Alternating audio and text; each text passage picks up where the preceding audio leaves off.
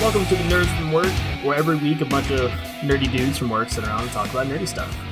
You know, like the Nerds from Work. My name is Josh. I'll be hosting the show tonight. I feel like I should be a lot closer to the mic. My name is Josh, and I'll be hosting your show tonight. Ooh, he's channeling Barry White. Nice. Right? Yeah. Maybe I missed my calling. Who knows? I already know you missed your calling, dude. You should have been the White Barry, straight up. But so this week with me, I have Nuru. So Nuru, what have you been up to, man? Hey, what have I been up to? A heck of a lot, ironically. Yeah. Besides reading comic books, got together with some guys to kind of start off a whole new media thing targeted at Nigerian nerds. So you should be hearing more about that. That should be pretty fun. It's pretty intense and pretty time consuming. But yeah, sweet. I'm barely awake as it is. You fell asleep before this show, actually. I did. Yeah, I was wondering for like 10 minutes why Nuru wasn't replying to me, and then 10 minutes later he's like, "Oh, I fell asleep. My bad." I was like, "Okay, well, there we go." Oh, the best part was I replied and said, "Yeah," exactly at the time when you said, "Will you be able to get ready by exactly. time?" So as usual, we have things very put together around here. Yeah, up to the minute. Yeah, so this week, so today actually, and I wish Brandon was on this week because Nuru, Jason at least watches a little bit of anime. You literally don't know how to spell anime. AMI thing. Exactly. So don't hurt yourself. My favorite anime of all time, Sword Art Online, is getting a season 3, and I am pumped because I've actually read most of the light novels that the show is based off of, and this next story is fucking incredible. I cannot wait. Now, let me shock you right there. I may not be able to spell anime, but I did know what you just, about the Sword Art Online coming out with a season 3 because it's on your site. Yeah. No, it's not even on my site. It's just that since we started that, I have my phone set to give me alerts for everything, dude. So I gotcha. I know there's almost nothing that happens in the video game, movie, TV industry that affects us nerds and geeks that I will not know going forward. So yeah. Yeah, the trailer dropped today. It was pretty incredible, and I cannot freaking wait because that show is awesome. So yeah, okay. But this week, we're going to be talking Ant-Man and the Wasp. Because hey, whoa, slow down. Time out. You didn't tell me what you were up to all week, man. Come on. Well, we're sharing here. All right. I've been rewatching Naruto Shippuden because I can't tell you when the last time I watched it all the way through. Actually, I know I've never watched all the episodes because when it was coming out weekly, I got tired of waiting on them. So I read the manga and finished the manga a year or two before the anime finished, and I never went back to watch the rest of them. So that's what I've been watching Naruto, trying to get caught up for my vacation, get caught up on. I'm watching a bunch of anime right now. I still need to finish Luke Cage. So I'm just trying to get caught up. Like I'm behind on like everything right now. So Luke Cage hasn't been finished by anybody on this show but me. Oh, and I think Jason. So Jason and I are the only ones who've seen it. So I've seen, I think, 4 or 5 episodes, and it's good. I went on vacation and I haven't picked it back up yet. So yeah, that's true. Hope you have fun. I haven't, in all honesty, I really enjoyed it, and I almost wish they could do a show about Bushmaster because he was so good. Yeah. Like a quick 3-episode miniseries on the guy. Oh yeah, because he is something else. The guy who plays him is something else. But the actor who's playing him, even just the few episodes I've seen him in, is pretty incredible. So yeah, he has this swag and he has this arrogance that he plays him with. He just draws you in to that performance. And then when you hear him talk for real, you're like, how are you the same guy? Because he's so soft-spoken and but he's such a strong, intimidating, magnetic presence in the movie. Acting is not my thing apparently, but I can see. I don't think I could ever make that kind of switch where your whole being just erupts in this character. So yeah, okay. So I mean, I'll need to get finished. I know. I know it's good, and so I know I'll get it finished. I just gotta find time and do it. Which is more than I can say for Jessica Jones 2. So I kind of like the Jessica Jones series, partly because it's so different than the other shows. Did you finish it? Yeah, I finished both seasons. I haven't. I stopped at I think it was in episode 5. I got tired of her friend. Like I really did. At some point, Tish I'm or like, whatever. yeah, Tish. I'm like, punch Tish in the face. Somebody shoot her dead. I literally started getting like, what the hell, girl? Like I couldn't understand her motivations. I couldn't. What is wrong with you? Are you jealous of Jessica? Do you wish you had her powers? What is this? You know? Yeah. I don't know. I don't know. I mean, I'm not gonna say that Jessica Jones is the best show on Netflix, but I finished it. I enjoyed it enough to finish it. So. All right, I might just go back and take a peek, see if it catches me again. But there's so much to watch, dude. There's so much to keep up with. Oh, dude, trust me. So. I feel bad for those who are gonna come after our time, like in 20 years, because I can't even imagine what they're gonna do. Because we have so much to choose from. I can't even imagine what they will do. Like, how are you gonna keep up with all the shows out there? You know. And still have time to live. That's the other thing that I want to do this summer is basically I don't keep up with the CW shows as they come out anymore because there's too many of them and there's too much else going on. Mm. But I'd love to go back. I'm only one season behind on all of them: Flash, Arrow, Supergirl, Legends. And so I need to watch like the current season, but that's a whole season, 4 shows worth, and so it's like I think they're all 20, let's say 22 episodes, so that's 88 hours, a little less, minus 15 minutes an episode of TV to watch. Yeah, you better get to it, man, because we're about it. They're not stopping and waiting for anybody. They're just sprawling out content. It's for real. Oh man, it's crazy. I'm like 3 seasons behind on Arrow. A whole season and a half behind on Flash. Definitely a whole season behind on Legends. Supergirl, I don't even know where I'm at. Like, I can't remember. Did you start it? I did. Okay. I started it, got into it, and I finished the first season. I know that. Yeah. I think I started the second season maybe 2 episodes in. So that's about it. Gotcha. Yeah. But, I mean, they're good. But, speaking of what came out this summer. Oh, Ant-Man and the Wasp. Paul Rudd, Evangeline Lilly, Michael Douglas, off the top. So we're not gonna spend an hour talking about this. We already spent a little bit. We'll give initial impressions, and then we'll do a little bit of a spoiler discussion, and then we'll get up out of here. But first impressions, Nuru, of the show, non-spoiler. What did you think, or the movie? My first impressions were, and I sum it up this way: it's a lovely small story in a small corner of the Marvel universe that had it's going to have big success. That's how I saw it, because it was like such a good story too. Like I felt they did really well telling and that's the thing I like sometimes. Sometimes you want to step away from the whole corny, oh, I'm the only one that can save the world, you know, or like the way they do in The Flash, you're the only one fast enough, you're the only one. I get tired of that. You really don't get that. First of all, the stakes aren't world-ending stakes. Right. But at the same time, that's my point. It's a small stake, small story, but real consequences situation that at the same time leaves you feeling satisfied that, yeah, these guys, this is good, you know, and I like that. And also, I love the fact that everybody in the movie was involved to such an extent that anybody could have been the one to save the day.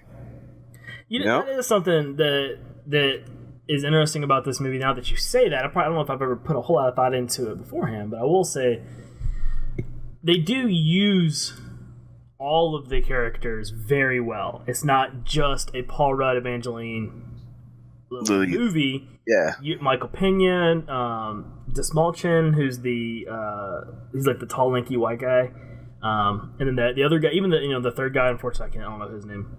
The rapper. Yeah. Oh, what's his face? T.I. So like all 3 of those guys play like huge roles in the movie, and they're all like, and like they fit. They don't feel like wedged in, but they don't feel left out. It actually is very impressive how they use all of the characters. Exactly. And the best part for me is, it's a superhero movie where everybody's a hero. Well, a lot of people are heroes. They do heroic stuff. They pay the price. It's a movie about consequences. If you do this, what happens?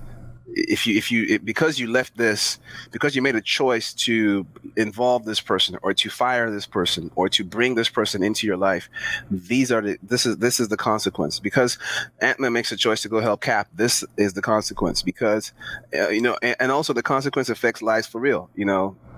Somebody loses a parent, somebody else gains a parent, somebody else has to choose, am I going to risk losing family again to get this? I'm trying to build a business. How hard is it to build a business? There's so many little consequences to everything that, like I said, it's not world changing, but these are real. These are lives, man. You feel like, these guys are going to have it rough if we don't solve this problem. And that's something that I do appreciate in this movie. For you guys who don't know, it actually takes place before the events of Infinity War. Yeah. But after Civil War and probably after Black Panther. There's really no reference otherwise. Yeah. So if we just assume it's definitely after Civil War, probably after Black Panther. Definitely after Black Panther. No, because it takes place, you can tell based off of everything that happens, it takes place before the events of Infinity War with some overlap. So it's close. It's close. It's close enough to it. It's close enough to it that you can tell it's after Black Panther, but That's true. That's fair. Yeah. So it's but I mean, overall, I enjoyed the movie. I thought it was probably just as funny as the first one. Would you say? I would. Although, I don't know if and this is something I was talking to somebody else about. I don't know if it's just because I'm still kind of reeling from Infinity War itself, but the humor felt subdued to me. Like, I didn't have full permission to laugh at everything, laugh out loud, because I knew what had already happened, that apparently happens after what I'm watching. Yeah. It's like, people die in Infinity War. Spoiler alert, by the way. Because if you haven't seen Infinity War at this point and you're still watching this show, it's a completely different conversation. But yeah, because people die in that movie, you're watching this and you can tell, okay, they haven't heard the news yet, so this hasn't happened. Right. So because of that, you're watching it knowing people are about to die, and then the part of you's like, are any of these people going to die? And then you're just watching, and so even when it's funny, you're like, it's funny, but I can't really cut loose and I find it hilarious. I just can't cut loose and let go because I know somebody's going to die soon. I just don't know who or when. Yeah. So I guess with that, unless you have anything else, we're going to move into spoiler discussion.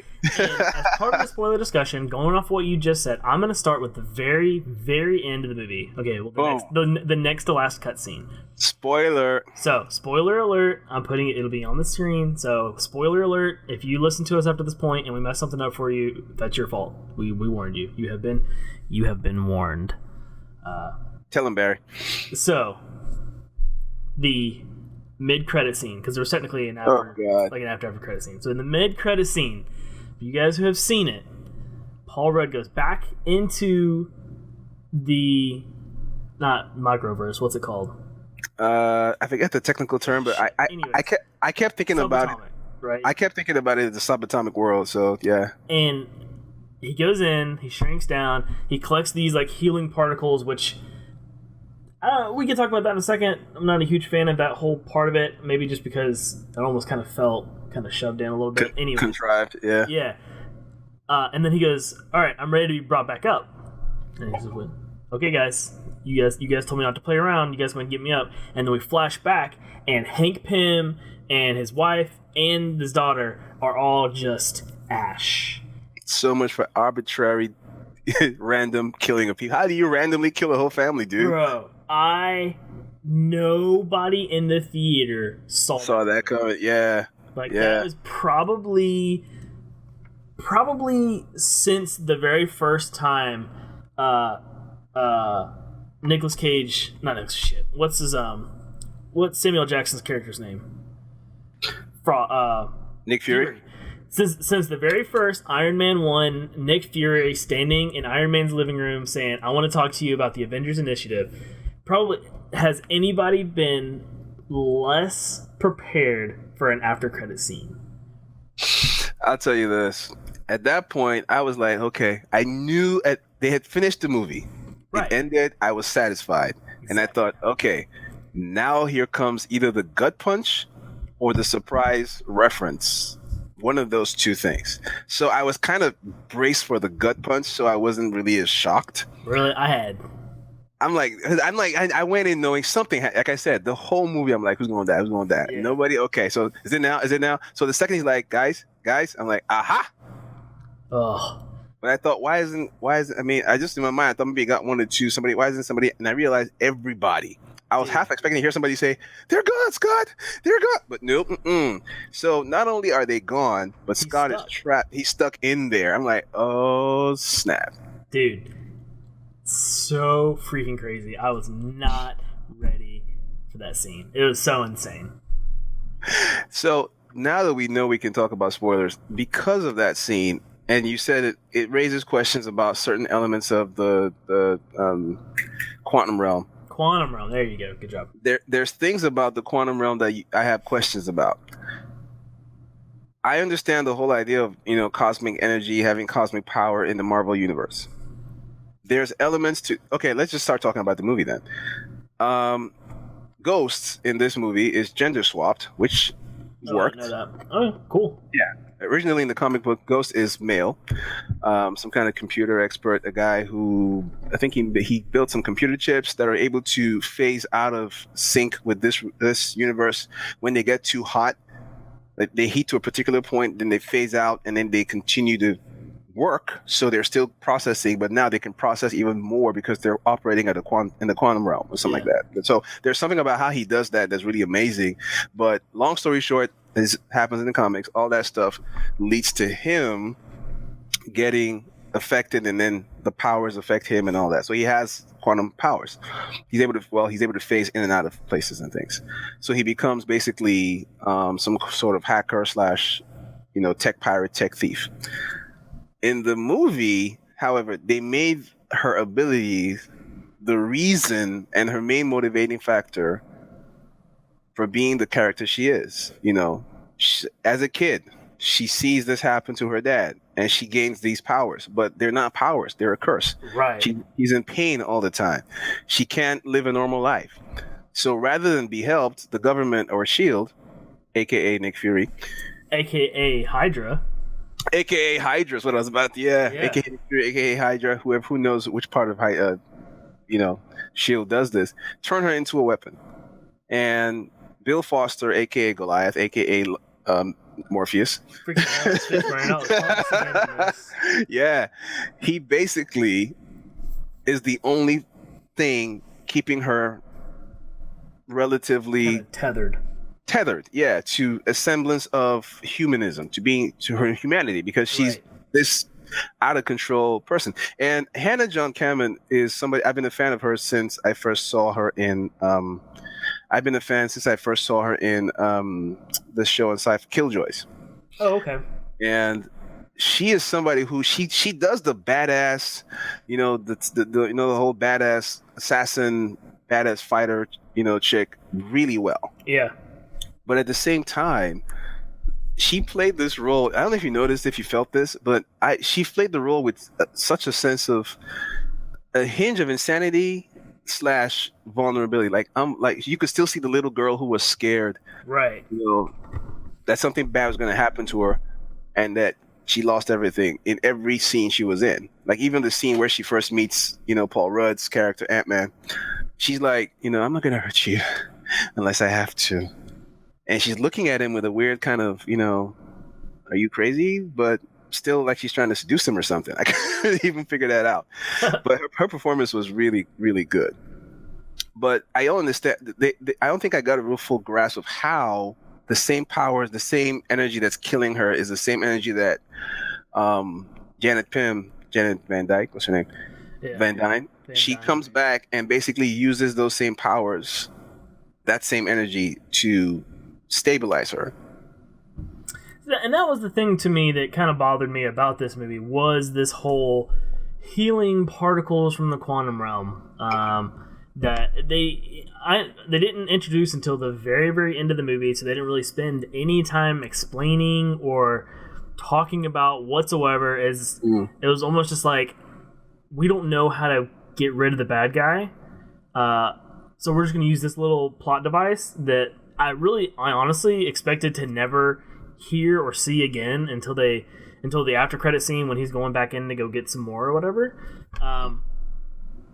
So I just don't know enough about it. Like how, like we don't know, because the quantum realm started to like tear Michael Douglas's brain apart, but she's been there for like what 30 years or something crazy. So like, you know, she gives you a little line about, you know, adaptation and evolution and stuff like that. Like, I'm okay with that. But I don't know. I just kind of felt like they kind of shoved that part into the movie. Not that I have any idea how else to, you know, wrap up the story they were telling, but it was just kind of odd to me. Did you, let me ask you this question. Did you, from the entire moment that they were going to get her back, did you expect a twist? Like the whole time they were going to get her and then they found her and then they're bringing her back, I was expecting a twist where she shows up. And I was bracing for that as well. Like, okay, she shows up and she's talking about evolution and how it changes you. I'm like, oh. I got at the last second. I did get a little bit of a hint of that. I'm like, I was like, are they gonna just make her show up and suddenly turn into this world-ending villain? Like, is this where we get the whole world-ending? You know, the person who's a really big problem because she has all these new powers that she doesn't have in the script. She could show up and go, you try to kill my daughter, and just zap Ghost, and then start zapping everybody, and then say, all of you must do as I say. Yeah, you know? I don't know. I am curious to see if they decide to do an Ant-Man 3, which they probably couldn't. They could probably just leave it at 2 and call it good. But if they bring her character back at all in the MCU, where they talk about this quantum realm energy healing particle whatever thing, or if they just kind of leave it as is, move on, let's bring everybody back in the next Infinity War movie, and then we'll go right. I'd be shocked if they didn't do another Ant-Man movie, because Paul Rudd's movies, Paul Rudd plays well with everybody. Like, well, now we need to keep Paul Rudd. He needs to keep showing up in the other movies. I'm not convinced he needs another standalone movie. Got it. Having said that, this was not a standalone movie. This was him and the Wasp. Okay. So but now that you have outside of seeing him in like the bigger team settings, I don't foresee another movie. I don't think we need another movie set in his little world. Okay, but to go back to something I was going to talk about, the Wasp was badass. Yo, dude, we knew she was gonna be, because like she wanted to be in the suit in the last movie. Yeah, and you know, and it was, you know, Dr. Pym that was like, no, you know, I'm not putting my daughter through that, well, whatever. Right. So yeah, so she came in and freaking owned shit. Like she was freaking dope. She, like, this is one of those movies where the bad guy, again we'll come back to that in terms of villains and whether villains are. I like the fact that Marvel is beginning to up their game in terms of the villains, you know, because back in the day, people said, "Oh, the villains are so forgettable." These are not forgettable villains anymore. You know, Thanos, Killmonger, Thanos, Ghost. These are people that you can actually understand the deep motivations behind them. Ghost really couldn't care about anybody. All she's ever known is, how do I get rid of this? Okay, if I learn to do this, you'll help me. Okay, if I learn to fight, you'll help me. Okay, if I kill these people, you'll help me. Okay, if I kill these people, I'll be helped by myself. Okay, I'll do it myself. Yeah. You know, that's her thing. Thanos' reasons are insane as it is. It's what it is. And we get Killmonger. So they have been really good about changing the dynamic of their bad guys to the point where you can almost make the argument, as some guys did and created a whole subreddit of it. Thanos wasn't wrong, if you want to say that. Some people argue that. I'm like, well, you're an idiot, but fine. Then you can argue Killmonger wasn't wrong. I don't agree with his methods, but I'm inclined to agree that, yeah, Wakanda should have done more. And he actually succeeded in changing the good guys' mind. And then you got this girl who, let's be honest, dude, if you could have just convinced her, hey, listen, come sit down, we can help you, she would have sat down and been willing to be helped from the beginning. Well, from the beginning, right? So she's been lied to her whole life. She's in pain her entire life. She watched her dad basically die in front of her eyes.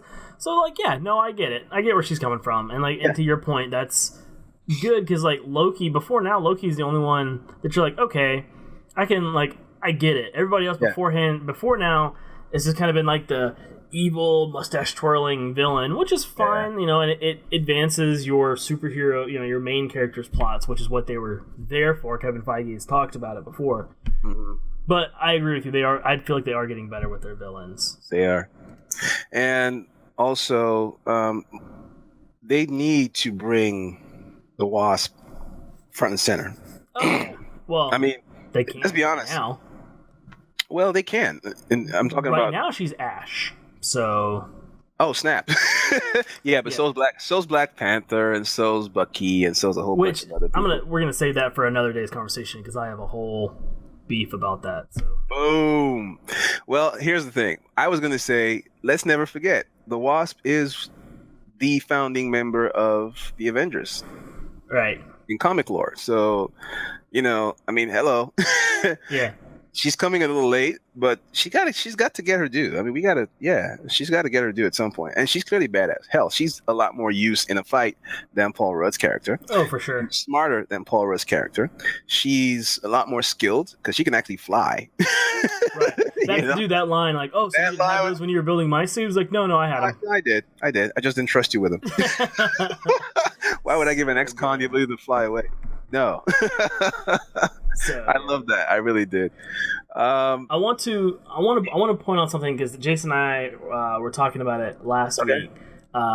Michael Pena's story, his little storytelling thing that they do, dude. Yeah. I was very curious because they did a very good job of keeping it out of the trailers, knowing that everybody was looking forward to it. That's another thing that I will praise Marvel for is their trailers are very good about not giving away. A lot of stuff.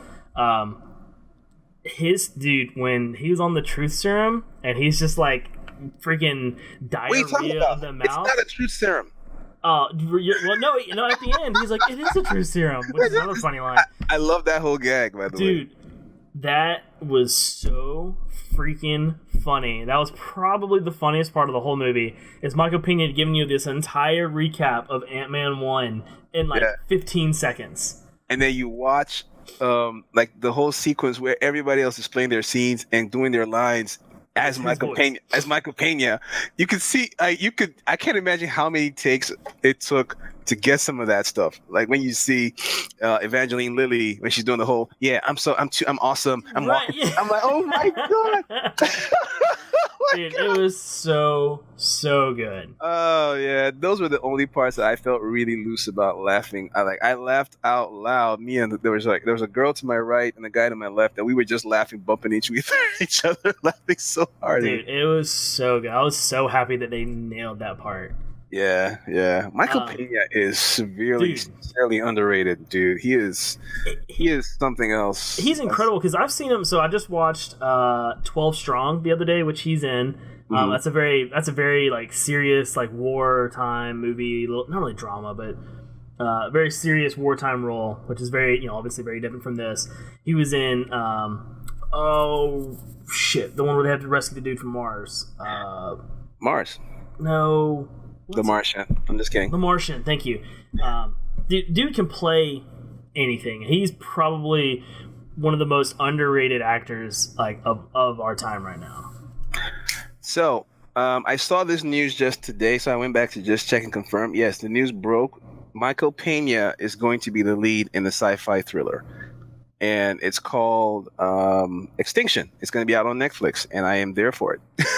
Dude, I'm down for whatever Michael Pena wants to do. I think he's freaking incredible. Yeah, super smart, super funny guy. So I want to know, we now have, there's only two movies. One movie and then Infinity War 2. We have Captain Marvel comes out in March, I think, of next year. Mm-hmm. Are you excited for it? Do you think we know it's a prequel, but do you think what are your thoughts on that real fast?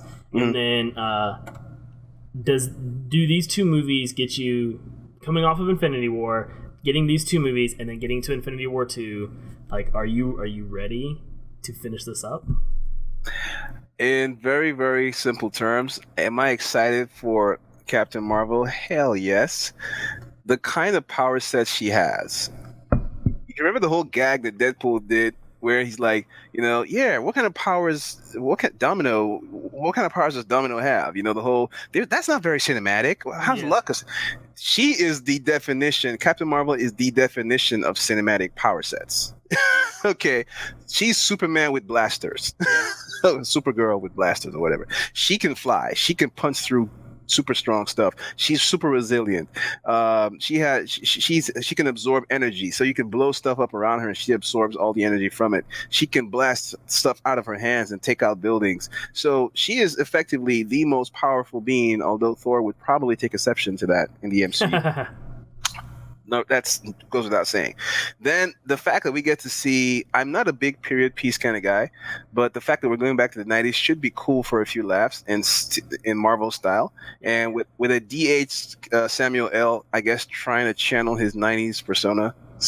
That'd be easy. We're also getting Clark Gregg in the movie too. Well, there you go. And I'm so glad for that. I don't know why they can't play well together and get everybody back, get the band back together. But anyway, he's on Agents of S.H.I.E.L.D. Like that's. You know what I mean? I mean the whole tie-in of Agents of S.H.I.E.L.D. because there's guys in Agents of S.H.I.E.L.D. who at some point need to probably get promoted into the movies down the road. Yeah. But it's probably never going to happen. Quake should definitely after Quake the guy into space. Okay, like boom. So yeah. Marvel, if you're watching this, promote Quake. She needs to play with the big boys. But yes, I am so thrilled and super hyped for that movie. And nobody who saw the first Infinity War is not ready to see the second. If you're not, then sucks to be you. So I'm fully anticipating the after credit scene for Captain Marvel is going to be her getting the call from Fury. Oh, of course. So, like you said, right now, from what we know, it's taking place in the 90s. So we'll get her whole story, and after that, see like the main movie story, kind of ending with her kind of taking her position in whatever organization she's in. Probably not. And then the after credit scene will be her getting the message saying, "Oh, I got to get back to Earth," and then it's gonna jump right into like 6 weeks later, if that much. Right into Infinity War 2, which they still haven't freaking given us the title for, which I think is kind of garbage. Actually, I think the title had been leaked already. I haven't seen it. I mean, you're keeping up with it more than I am, but I refused to read it because I didn't want to. But the funny story was, I think the cinematographer for the Infinity War movies, there's one of those sites where you go update your resume. So he updated his resume to include stuff he's done and goofed by including the full actual name of Infinity War 2. And somebody just, I don't know who does that. And somebody looked up his resume, went through it, and saw the name and thought, oh my God. Yeah. And that's interesting. They've done a good job of keeping it out of the main media, if that's the case. Dude, they're threatening everybody. They'll sue you. They might kill you. I don't know. By the way, did you see how Tom Holland spoiled the fact that he had the script for Spider-Man 2 Far From Home? No, I heard that he did, and then I heard they came out saying that it wasn't really like a conspiracy, like they actually let it wasn't. It was planned. But no, I didn't see it. I love the fact that Marvel is embracing these little opportunities to just keep the fans entertained off the cuff. It's kind of like having the one-shots without having the one-shots. Sure. Again, Marvel, if you watch our show, I know you probably do because you have some minion somewhere who checks everybody who talks about your stuff on YouTube. If you watch our show, please bring back the one-shots. I will happily write a script. I will happily direct. I will happily do whatever it takes. Those one-shots were awesome. Okay? They did. Yeah. Establish Phil Coulson as a legitimate fighting badass. So that's it, man. That's this week was all Ant-Man and the Wasp. Where can people find you on the internet? You can find me at TheNerdsFromWork, actually TheNaijaNerd on all social media. Sweet. So you guys can find me at The Caped Critic all over the internet. You can find the Nerds from Work at Atlanta Comic-Con this weekend, July 14th. In Atlanta, 9:30 p.m. to 10:30 p.m. We're going to be in Exhibit Hall C108, Charlie 108. We'll be in Atlanta all weekend, walking around. So come up, say hey, and then come check out our panel. But you guys can find us on all our social media at Nerds From Work. You can find us on YouTube, The Nerds From Work, iTunes, SoundCloud, the whole shebang. But thank you guys so much for tuning in, and be back next week to see a new one.